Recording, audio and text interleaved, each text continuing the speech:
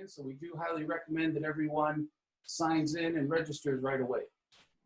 So what sorts of numbers are we up to, Dr. Andy? Well, actually, the last count was over 750, Alan. It continues to grow each and every day. One of the reasons why is because our LPU students, primarily a lot of students from the Philippines are attending, and the LPU students who complete the survey and ask a question online will actually get a certificate of attendance, as you can see on the screen. And so the key thing for students to remember is they must complete that survey by noon in order to meet the deadline date for us to process the certificates. So immediately after the webinar is over, sometime the system will send an email to everyone that has attended, and then they can complete the survey at that time. Fantastic, fantastic. Yeah, and you can see, Perry, maybe you can tell about some of the schools that were attending last week. Yeah, well, as I was saying earlier, you know, as words began to spread, we started off with institutions in Malaysia, Philippines, Taiwan, and we're now spreading that out, and I'm looking forward to seeing where we've got other students and educators joining us. I've had emails coming in this week, probably from Dubai, from Singapore, from other institutions in Australia. So hopefully we can build this into a bit of a network. We find out where everyone's coming from. And of course, we want to thank our sponsor for today's program again for promoting the program, providing the certificate. They sent all the certificates were issued yesterday to those students that completed the survey before the deadline. So we want to thank LPU for their efforts to get the certificates out and also for their efforts to promote this program. That's one of the reasons why we have such a large attendance. Yeah, it's fantastic. Congratulations to LPU and thank you for the sponsorship. Very much appreciated. Yeah. And boy, have we got an exciting program this week. I've had a bit of a sneak preview of Dr. Andy's and a little bit of the Perry's. So ladies and gentlemen, hold on to your seats because we're in for a ride. And actually, it's kind of unique to be able to do this format because I know Alan is in Perth, Australia. Dr. Hobson is in Kuala Lumpur, Malaysia, and I'm in the Philippines. So it's an international panel providing information to our audience of students that are interested in hospitality and tourism. Thanks very much, Dr. Andy. I'll move into sharing my screen. Let's just go there, optimize.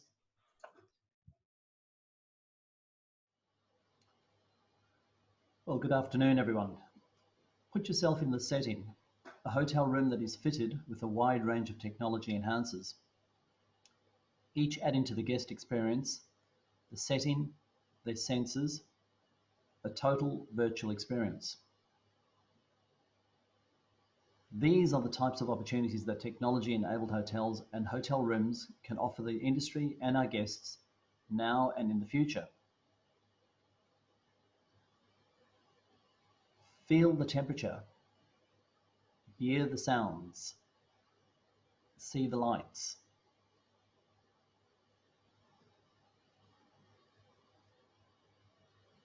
Artificial intelligence, or AI as we know it, and virtual reality is now commonplace, being used in almost everything that we see and we do.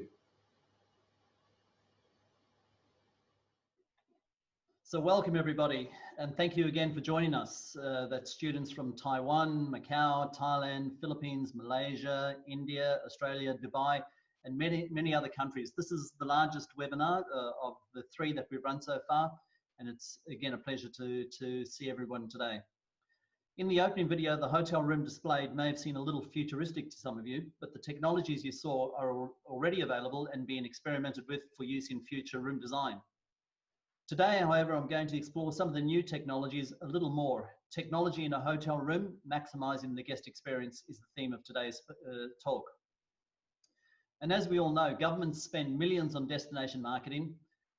Destination marketing campaigns like It's More Fun in the Philippines or Malaysia, Truly Asia, to name only 2 of the many. It's not enough today just to say alone, we have beautiful beaches, attractive landscapes, wonderful wildlife, and we need to do something different.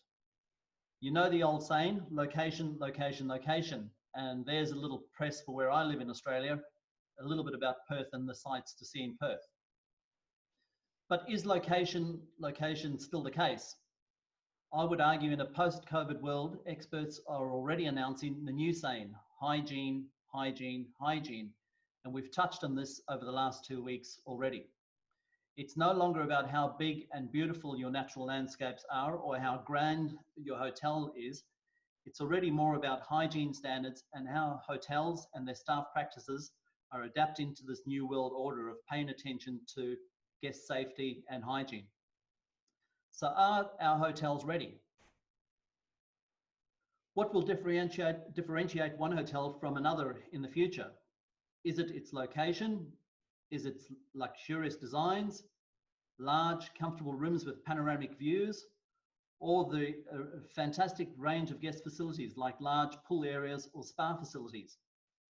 In a post-COVID world, I would argue it's more about the hotel's readiness to care for their guests through health improved programs and improved hygiene practices. And in fact, there's no better place for a hotel to demonstrate their commitment to guest safety and hygiene than paying attention to the hygiene standards in the guest rooms. If you took the opportunity to review some of the references in my previous presentation from last week, you will already know that the World Health Organization has issued a whole number of guidance notes for hotels post-COVID. Also, every individual government is proposing new guidelines to be adopted by the industry for post-COVID, giving hotel operators a range of things to consider in reopening. But already Singapore has gone one step further with a complete new certification program for hospitality and general businesses, those businesses that meet the requirements of the SG Clean certification standards. I would encourage all of you to, when you get a moment, take a look at the website and have a look at the standards set for the hotels in Singapore if they want to achieve SG Clean accreditation. I believe this program is the first of many that will be in place and that will start emerging in the future. I believe this also provides a new realm of employment opportunities for some of you that might want to move into this area.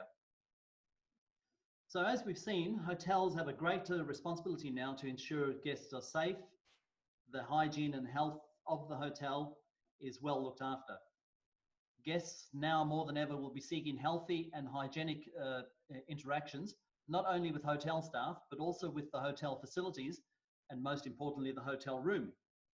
So I think while it's critical for hotels to retain staff and retrain staff, including the proper use of suitable personal protection equipment, and we've spoken about masks and gloves over the last couple of weeks, hotels will also need to start adopting to technology that's available to assist the hotels and the staff in a post-COVID world. Previously, hotel staff have been frightened by the use of technology. They've been considering technology as replacing their jobs. I think the post-COVID period will now enforce hotels to adopt technology that can provide improved hygiene standards and also improved guest experiences.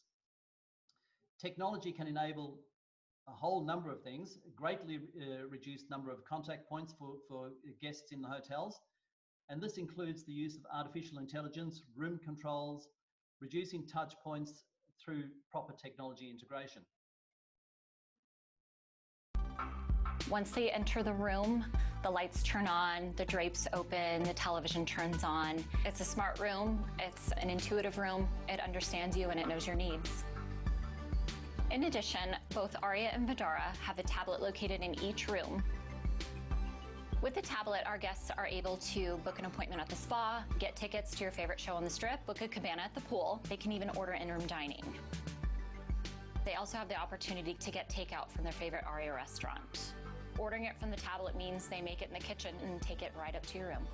If you forgot to plan something, you can book rose petals for the bed. Where else can you plan your entire stay on a tablet? So I think while artificial intelligence is all well and good, will it replace the food and beverage attendant? And I guess we saw an example of a food and beverage attendant dealing with room service. Or maybe for hotels that can't afford the technology, I think at least for the moment, it will require food and beverage attendants to wear the personal protection equipment. And also for them to exercise caution when making deliveries to guests. But I see technology in the form of artificial intelligence working together with staff to provide room service in the future.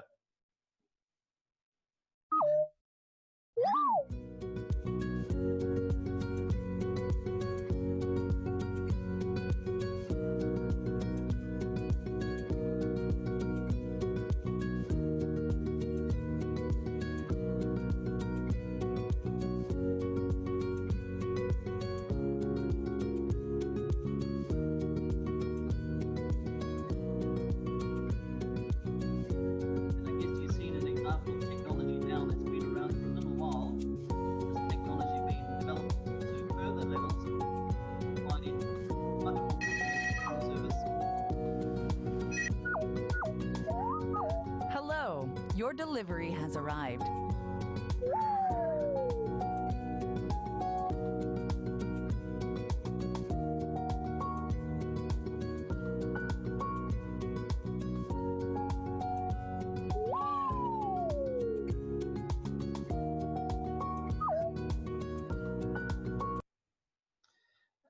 And I'm sure for many of you that have studied in hotel management, you would know that room service has long been considered a very costly service that has been for a long while been difficult in maintaining.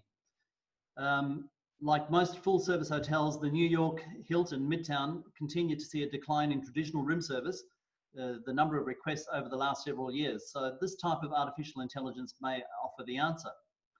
I would also argue that in a post-COVID world, the technology will become more embraced as guest demands change and want less contact with hotel staff. But what about housekeeping? With hygiene now being top priority, I think we'll start to see the following trends in housekeeping.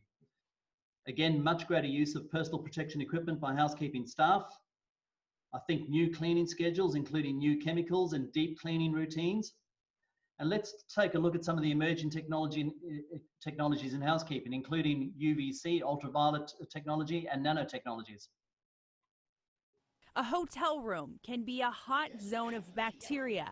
After all, you're sharing the same space a complete stranger was using the day before. It's very important to us that our guests feel safe and secure. But that's where Xena comes in. We're the first hotel in the country to implement a UV light robot germ zapping robot here at the hotel. And this is how it works. Xena is strategically positioned inside hotel rooms of this Westin location. The robot raises up to about 6 feet high, and that's when the germ-killing party starts, so to speak. So light strike germ zapping robots create broad spectrum, high intensity ultraviolet light. Ultraviolet light is able to damage the DNA and cell walls of bacteria. So essentially our light is shredding the DNA of bacteria. This is an additional step in the regular cleaning process and takes about 2 minutes. And it's been able to kill certain strains of the coronavirus. So I guess it's clear from that short video that the technology in the UVC light is already available and being used. And there's an example of a hotel that's put it into place as recent as March this year. So let's take it one step further. What about rooms that become self-cleaning? And in closing my session today, a little bit about nanotechnology and photocatalysis. Photocatalysis, where it's the development of surface coatings with titanium dioxide.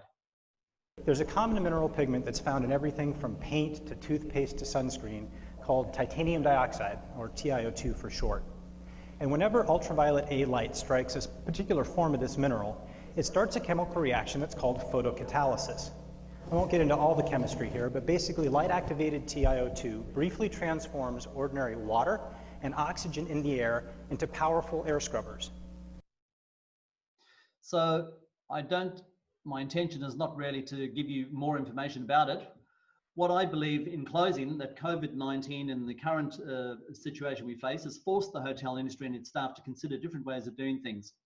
So on that note, I'm going to give everybody a little homework this week and ask you to look up photocatalysis and its applications in self-cleaning rooms in hospitality. Thank you for listening. I hope you enjoyed the presentation, and I'd now like to introduce our next speaker, Dr. Andy Nazarechuk. Dr. Andy.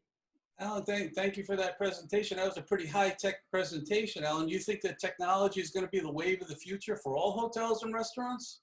That's my view. I think technology is certainly going to play a greater place, but I know you've got a different view, Andy, so I'm looking forward to see yours. Why don't we move over to Perry? Perry's got a great presentation ready to go. Why don't you share, Perry, and Andy, you can close off, because I'm looking forward to seeing your views. Sure thing. Okay, I'll just see if that works better on sharing the screen while Andy's working on the technology there. How's that shaping up? All right, well today I'm following on from last week talking about how we get ourselves out of this COVID situation that many of us find ourselves in. So I'm looking at the question about how we get back to where we are. Many of us are sitting at home. We've been getting pretty fed up with this. We'd like to know when things are going to get back to normal. So where can we go with that situation, and how are we going to do it?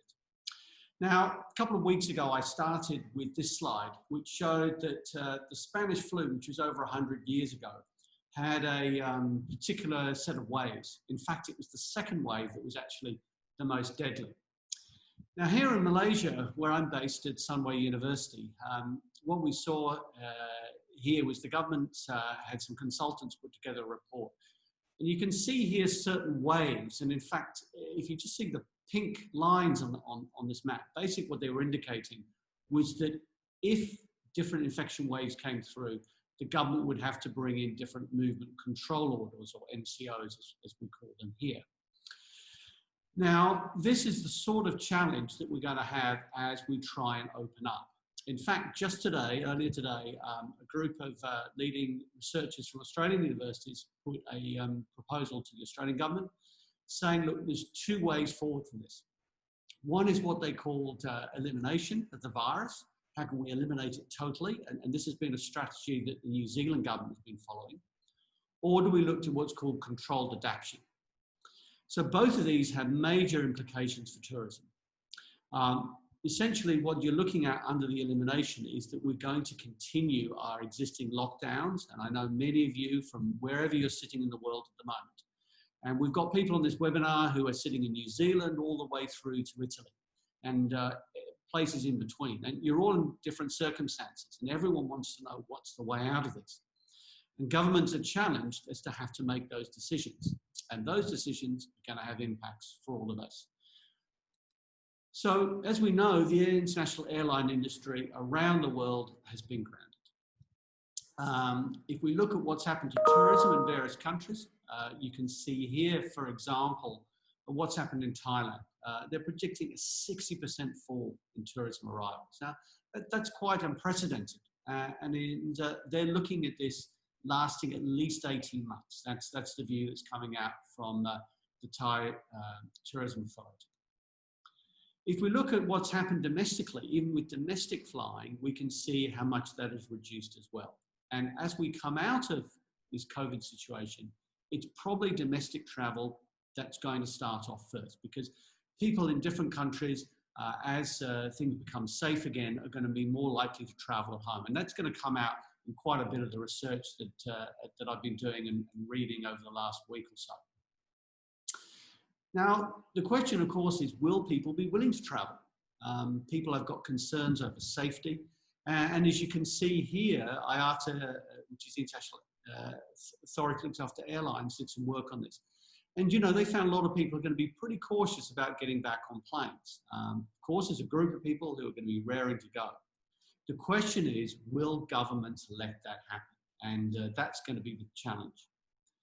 Now, of course, as we've seen, the industry's gone into lockdown and the word hibernation has been used. And, you know, this is pretty severe what's happened to a lot of airlines.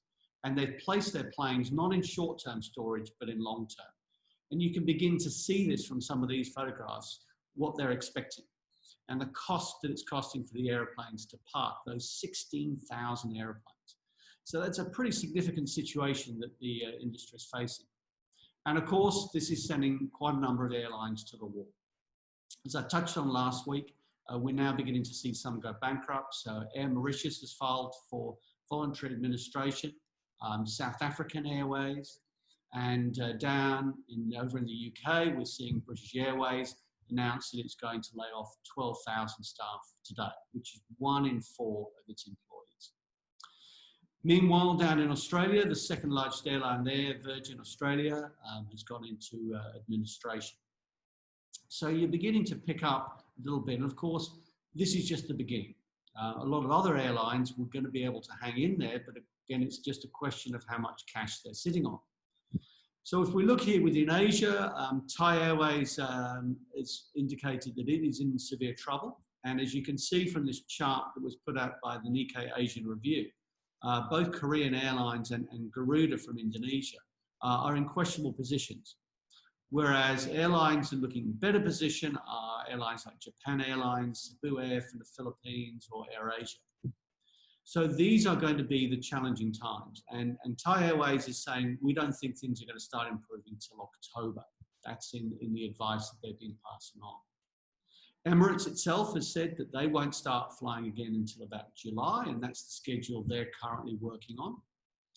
Whereas in Argentina today, the Argentinian government has decided that it needed to ban flights actually through till September the 1st.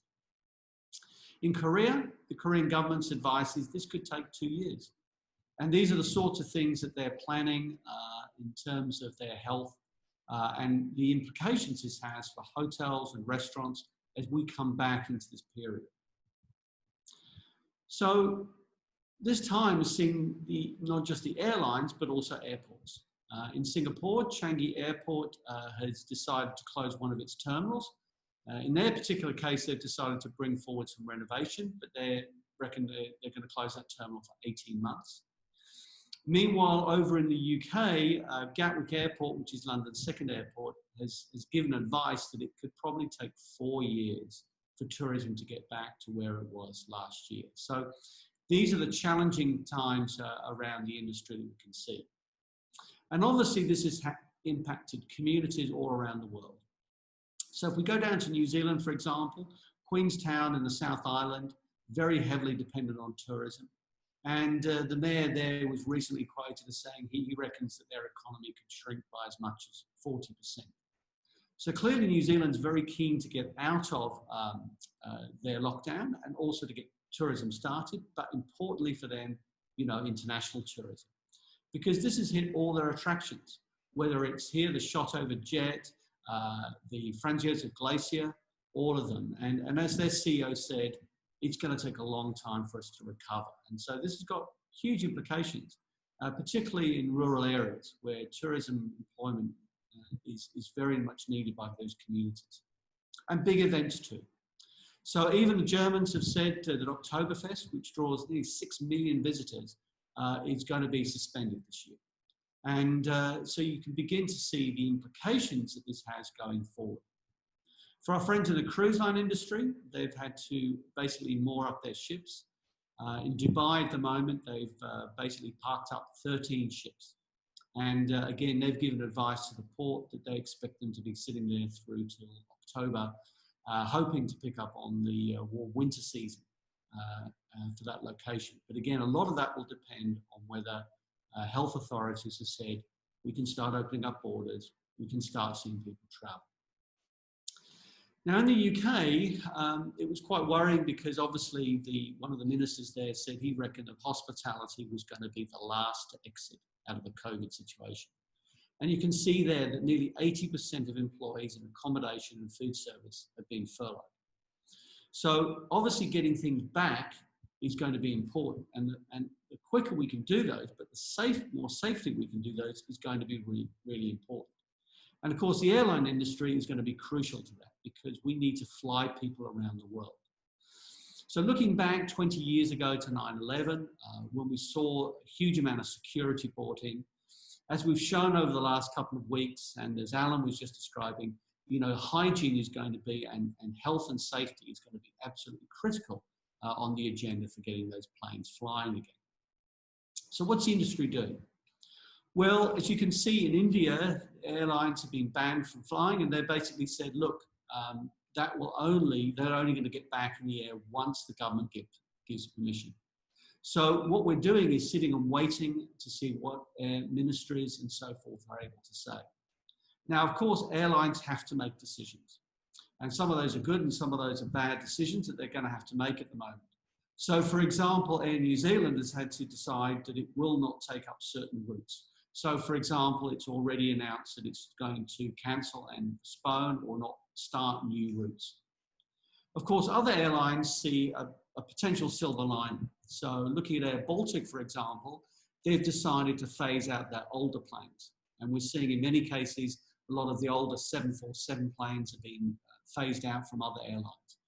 And what Air Baltic has done is actually looking to acquire more smaller planes because it thinks that will give them a way to bounce back from COVID to give themselves more flexibility.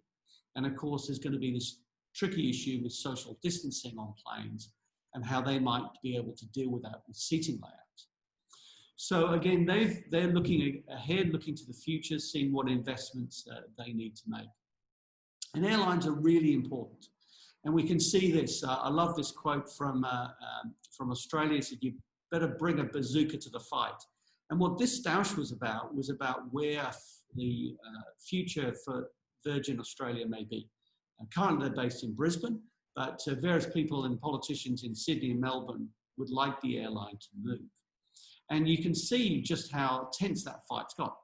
But this speaks to the fact we need recovery, destinations want recovery, and airlines are going to play a very important part of that. Which brings us to bubbles. Now, in New Zealand, they've probably been the first people to coin this term. And the idea is that how can you create a safe travel bubble? A bubble where people can travel within initially domestically, and then how can we open that up internationally? So the New Zealand Prime Minister, Jacinda Ardern, has been saying that she wants people to stick to their bubble. But what they've also been doing is now starting to discussions with Australia about how they could start up what they call a trans-Tasman bubble. Because of the situation in places like Queenstown, how can we start getting people to move again between countries? And countries have got similar responses to the COVID situation. So again, across the world in Scotland, you're beginning to see here the Scottish First Minister start to say that we're going to be able to come out of this, but it could be reintroduced. So again, back to the point that my Malaysian colleagues were making at the beginning of this presentation, it's going to be challenging to get out of that. And these have been the similar words that have been echoed in Germany. Angela Merkel, the Chancellor in Germany, was making the point here that this is still at the beginning phase. And we have to recognize that. So a lot of people think the end is in sight. And while we may be getting to the end of this first chapter, this is not going to quickly be the end, and the solutions are going to take some time to come. So as she's pointed out, we're not in the final phase of the pandemic, we're still in the beginning phases. And that means that the Germans, who are very avid travellers, are still not going to be able to travel as much. And so there's a lot of travel. The German government is still imposing travel warnings on where to go and how that can be organised. So can we restart travel? Well, in Europe, what we're seeing is a number of Europeans are working on that. And this is where the European Union is coming from. And so they're trying to get that aligned so that we can see travel between countries. But as the cruise line industry warned, you know, it said we can't open too soon because this will cause problems. And we don't want to see a resurgence of the disease. So here in Malaysia, we're talking about the next new normal and how we can plan for that. And already task force are looking at how that can be planned. So just to finish up today, let's look at one country which has announced its plans. That's Vietnam.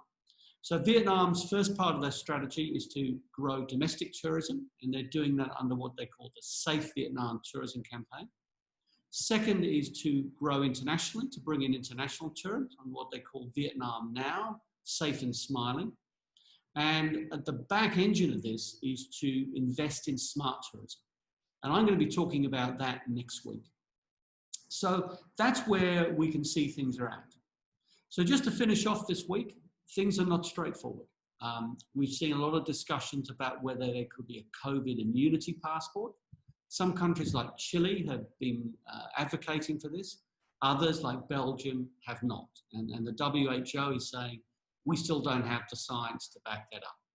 What we do see happening is technology coming in. And a lot of countries are bringing in COVID tracing or monitoring apps.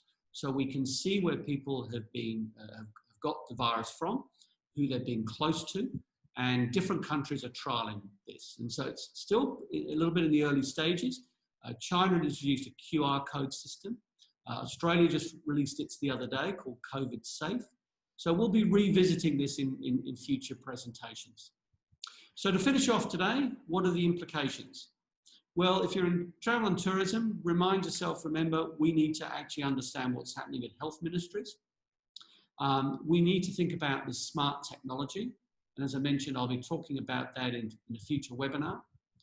We're going to see some of these travel bubbles, or the Europeans are referring to them as corridors. Where can we have safe travel between different countries, and what will be opening those up? And last but not least, be ready to ride the wave. So these waves of disinfection may come back. We've seen a bit of this in Japan already. If you'd like to listen to a futurist, this is a good video. I'm not going to play this today because we don't have enough time, but we'll load this up on the webinar playback so that you can listen to it there. It's about 4 minutes, and he gives some interesting insights. So again, next week will be smart tourism. So hopefully that's given you a little bit of a quick overview as to where we're at and some of the challenges that we can see that are going to be happening as we try and emerge from this pandemic. But it's going to be a long journey. There's going to be no quick solutions. Okay.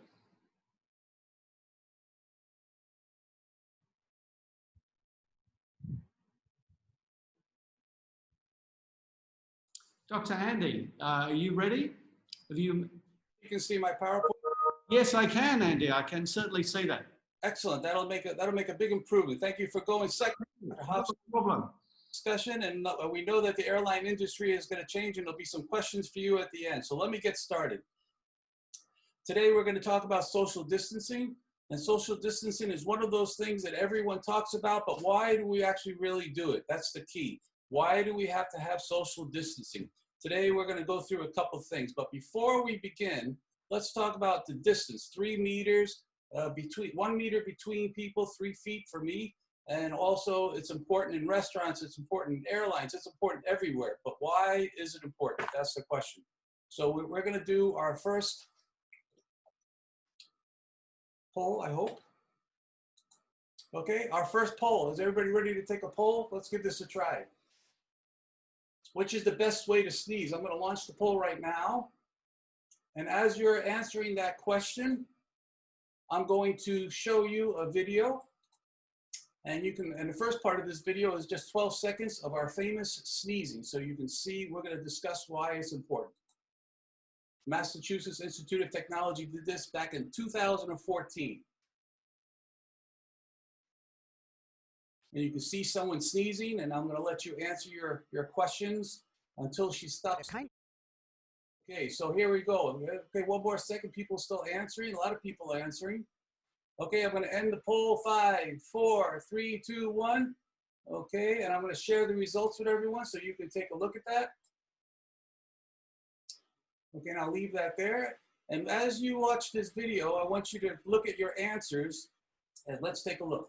Traveling through the air all around us, every sneeze that can give you cold or flu. So is using your hand with a sneeze or an arm the best way to stop it? Interesting demonstration. And we're off. Round 1. Marcus plays the rude guy, sneezing without blocking at all. Look at that die. We found a small part of it landing almost 11 feet away. Round 2. Elara covers her mouth with her hands. Just like Mom always said, she can't block at all, and some of it landed 3.5 feet away.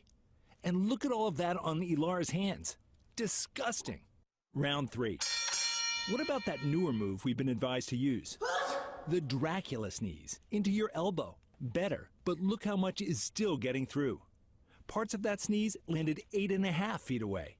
So if you're spreading germs sneezing, even when covering your mouth, and sneezing into your elbow, is there anything you can do?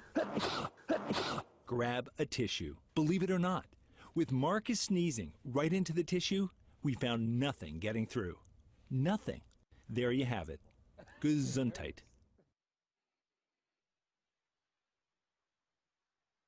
Well, as you can see, my response to Alan's high technology and all that high stuff's up is just get a box of tissues. Okay, I think it's one of the, that video was made in 2014. Why did I show an old video? Because in 2014, we didn't listen. We didn't change our behaviors. We didn't change our habits. So it's important for us to start using the tissue, because as you can see from that video a long time ago, that it stops the spread of bacteria. Why is that important? Okay, let me show you another demonstration here. This is a study that just came out a couple of weeks ago from China. And as you can see, A1, that person went to lunch, no symptoms, but had the virus, and several hours after lunch started developing a cough and went to the hospital was diagnosed. So what, if you see on January 24th, that person had lunch there, at the same time, these two people had the same lunch got the virus on January 27th. These two people got it on the 29th. This guy in the corner, I don't know what he was doing over in the corner, but he got the virus on the 31st. You can see on February 1st, the rest of these people. Now these are unrelated people. All the people at this table were together, but these are strangers. Now you can look at this and figure, why did this happen? And let me show you one reason why, not the only reason. There's several factors involved here, but you see the air conditioning unit here? That played a role in the spread of the virus with this particular video. Let me show you why. If you look at the same diagram, half of the room, this is where those people were sitting, and this is the rest of the restaurant. The air conditioning unit was spreading, pushing the air against this wall, and then the air would actually go back into the air conditioner, so it was a cycle. So if that lady or whoever that was sneezed, coughed several times, it was circulating those particles throughout the air. So if you were sitting in this area, you were at risk. But if you were sitting on this area, then you were okay. So what did these scientists recommend based on this, and which I agree? Social distancing and improving ventilation. That's important. Let me show you some examples. Our second poll. So now it's time to go our second poll. We're going to do a social distancing. Let's see how much you know about social distancing. I'm going to let this poll go out right now. So when restaurants reopen, are you ready to enjoy and go out for a sit-down dinner? So the answer is no ways, maybe, only if you have outdoor seating. Yes, I'm looking forward to going no matter what. And we got a lot of responses coming in right now. Right now, social distancing maybe is the biggest one right now. Okay, let's just go for a few more seconds. Okay, let's go 5, 4, 3, 2, 1, make a decision, and we're gonna end the poll right there. Yeah, most people, if they have proper social distancing, was the most popular area. I'm gonna share those results for you so you can take a look at it. But restaurant operators have a problem. This is a typical restaurant, 156 seats. And what happens if you want to do social distancing? You have to lose about half of your seating, which gives you only 84 seats. Restaurants need volume in order to survive. If you cut out half of their seats, that's going to be a problem for them to be profitable in the future. So let's take a few more. Fast food restaurants, easily social distancing by putting some tape on the floor, and you can see that people are spread out. Now, if there's a long line at a fast food place that you have all experienced, that line is going to go outside the door if you follow these rules. So that's going to be a challenge. Some restaurants are closing tables, every other table. Again, loss of revenue, loss of seating, loss of volume for fast food places. This one is an interesting one. They just put tape on here, don't sit here. But these people, that's okay. We won't sit here, we'll just sit all together over there. So they really weren't doing their own social distancing. They weren't protecting themselves. How about this one? This is like Starbucks. Okay, let's just close these tables with some space. All these are social distancing efforts by different restaurants. Outdoor seating. Some of you said outdoor seating was a good way to go. I think outdoor seating is a great way to go because that's open air, good ventilation, and you have more space between people. And you see here, which is just a nice photo, there's plenty of space. They could spread those tables out even further if they wanted to. Now, this is an example from Singapore. This street is outside La Plaza in the Wall Street Financial District in Singapore. This is a road during the day, traffic back and forth all day. But after 5 o'clock, they shut the road down, they put tables on the street, and they have dinner out there, and multiple different restaurants are serving food. Now, this is pre-COVID-19, so it is crowded, but you can imagine the same scene spreading out tables. So what are people going to have to do? Well, you're going to have to close streets. You're going to have to come up with creative ways to use that space outside, and you're going to have to use your own imagination. So this is an example of both key. This is actually pre-COVID too, outdoor seating. So spread this outdoor seating, use more outdoor seating. That gives people the opportunity to go forward. Now, let's look at this one. Have you ever heard of Sonic restaurants? This was a traditional, old-fashioned type of restaurant in the United States. You notice something? You would drive your car up to the restaurant, and they would serve you in your car. This is they were actually ready to start changing this, but with the COVID-19 virus, they started to become more popular. So look at them. They actually roll on roller skates to deliver foods to the car. So I'm going to show you that restaurant operators will need to be more creative and use the space they have available. What does that mean? You're losing half of the seats inside. You're going to have to find those seats someplace else within your operation in order to be successful. So look at this diagram. You see a restaurant, there's some outdoor seating here. Well, I see a restaurant, outdoor seating, and I see this entire parking lot as a new dining area. People can eat in their cars. Restaurant operators can serve people in their cars. They can do things in order to make that an attractive way to eat dinner and gain those seats back and gain that revenue that people will lose. The last part of this presentation is rooftop seating. That's another idea for people to use space that they normally wouldn't use. There are wonderful restaurants and bars and nightclubs on top of rooftops around the world. You may have to find some space if you have it. And it's easy to convert different places into usable space. And that's one of the ways that operators can use space inside, outside, all around in order to gain those seats that they're going to lose on the inside. But in the meantime, I still say, use those tissues on every table. That stops the spread. That shows people that you care. Make sure that you improve the ventilation system, and all those things together will help you gain the trust of your customers. And I'm sorry about the tech problems again, but we're getting better at this, and we always appreciate your patience. Thank you very much. Thank you very much, Dr. Andy. I know I've got my box of tissues right here as well, so I'll always have them to hand. You were talking there about some of the ways that we might be able to get that space back, some of the unique ways that we could be doing things. How can we also make sure that the internal environment is cleaner? And what are some of the sort of things we might be able to do there?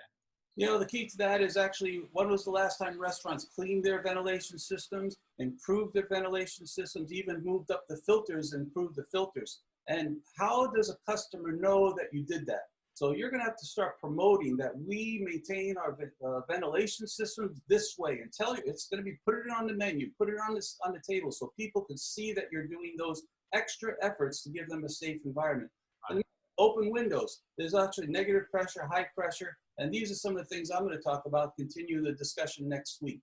So I appreciate that question, and let's say we got time for maybe 1 or 2 questions. Alan, do you see any questions that are good for you? Yeah, I saw a couple of questions. There's some very good questions in terms of will technology increase the cost of products and services?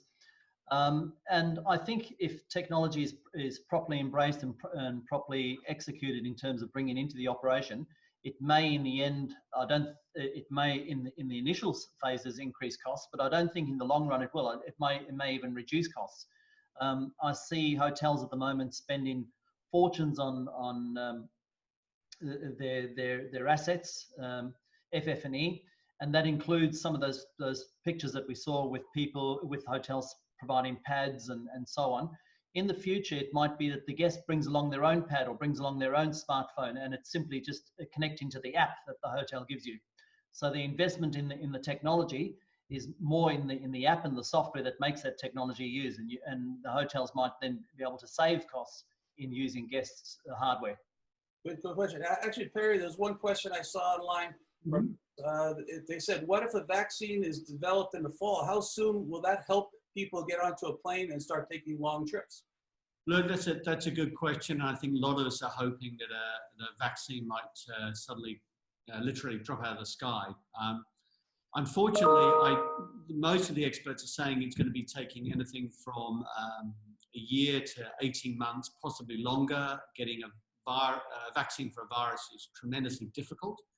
Even if we could produce it, and in the first session I was talking about this, even when the companies have got space ramped up, I was reading about one company, and they've got enough production to put together 1 billion vials.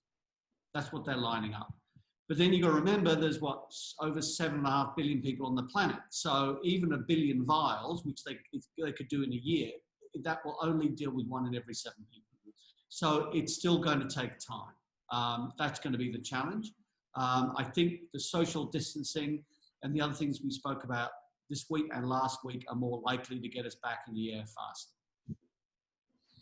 And I think one point, I'm going to show our topics for next week so we can discuss that briefly. And we're sorry we went a little bit longer today, but let me share my screen one more time and hope this works.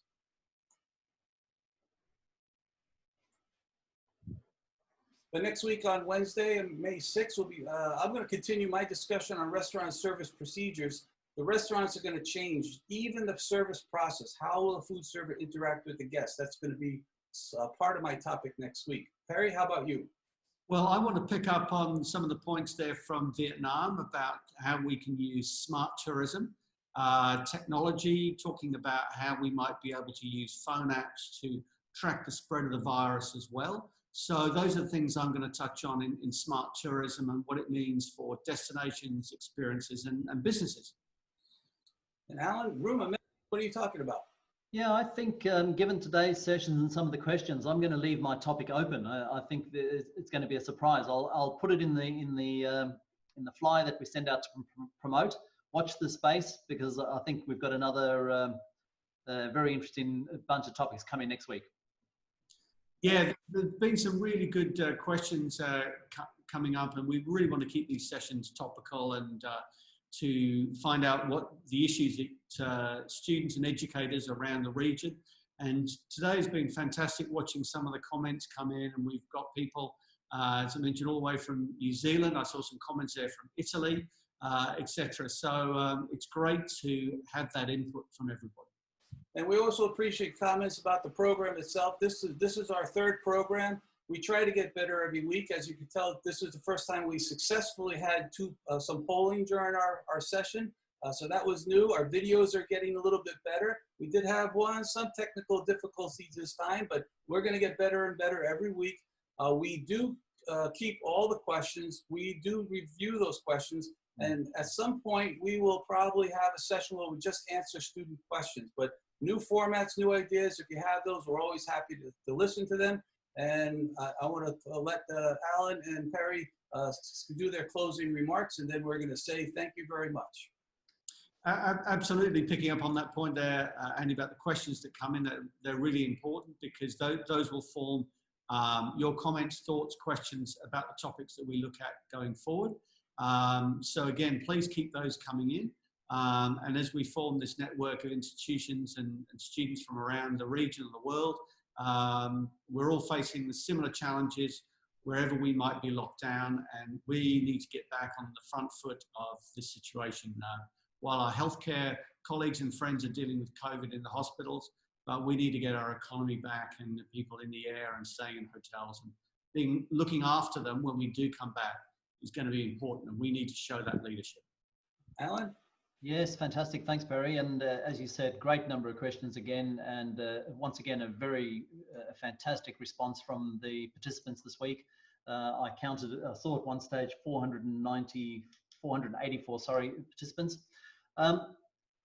Yeah, I look forward to another exciting week next week. I think I just want to make one point. Don't be afraid by the presentations that I give on technology. I think technology is there to support the hotel operations. It supports the staff. I don't see it replacing staff in the near future. And in some instances where it might replace staff, I think it creates a whole range of new employment opportunities. We're going to need staff to put that technology in place, manage that technology, train that technology, use that technology, maintain that technology. So until next week, everybody, we look forward to another fantastic session. Thank you. And let's give them, for those people in there, give a round of applause. Push those round of applause for our speakers today. Two things: you'll get all the attendees will get a survey. Please fill out that survey; it's very important. From the LPU students, if you want a certificate, you must fill out that survey. And we look forward to seeing everyone next week. And we appreciate our sponsor, LPU, for this session again. We always appreciate them promoting our sessions and helping us with certificates and other things. And thank you very much for your attendance. Thank you very much for joining us for our 30-minute talks, which was a little bit longer today, but we look forward to seeing you next week. Take care. Bye now. Thanks, everybody. Goodbye.